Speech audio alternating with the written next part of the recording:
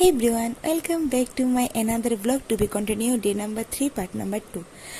Part 1 এ বলেছিলাম আমরা দিল্লি ট্যুরে যাব, কিন্তু যাওয়ার আগে আমরা শিফট করব ত্রিপুরা ভবনে। তো লাগেজগুলি রাখতে যাচ্ছিলাম। এই ত্রিপুরা ভবন আমরা চলে এসেছি, ত্রিপুরা ভবনে ঢুকছি। খুব সুন্দর ত্রিপুরা ভবনের ভিউটা। যাই হোক, আমাদের চেকিং হয়ে গেছে, তো আমরা ঢুকছিলাম রুমে। আমাদের রুমটা ছিল একদম সেকেন্ড ফ্লোরে। আমাদের রুমটা অ্যাকচুয়ালি ক্লিন হচ্ছিল, সেজন্য আমরা একটু বাইরে ওয়েট করেছিলাম। ফাইনালি আমি রুমটা পেয়ে গেছিলাম। রুমটা অনেক সুন্দর ছিল, যথেষ্ট নিট অ্যান্ড ক্লিন ছিল। একটা সুন্দর একটা বেলকনি ছিল। যাই হোক, বেলকনিটা দিয়ে পুরো ভিউটা দেখা যাচ্ছিল।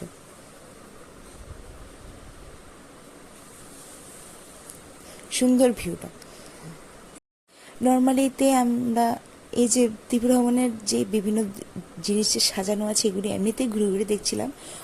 আদিবাসীদের বিভিন্ন রকমের পোশাক, আর ত্রিপুরার বিখ্যাত বাঁশবেত, সেই বাঁশবেতের তৈরি বিভিন্ন রকমের ঠাকুরের মূর্তি, তারপর ওই যে পট, এসব ছিল। যা খুব সুন্দর ছিল, বিভিন্ন রকম ফুলের টপ ছিল।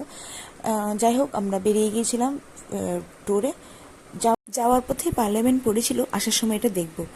আচ্ছা, আমরা তো টিভিতে দেখি এইসব গাড়ির সাইডে দিয়ে যে ফুল বিক্রি করে, এসব দেখেছিলাম। আর এই যে দেখো কি সুন্দর একটা প্লেন নেমে গেছে সাইড দিয়ে, মানে অনেক ভালো লাগছিল।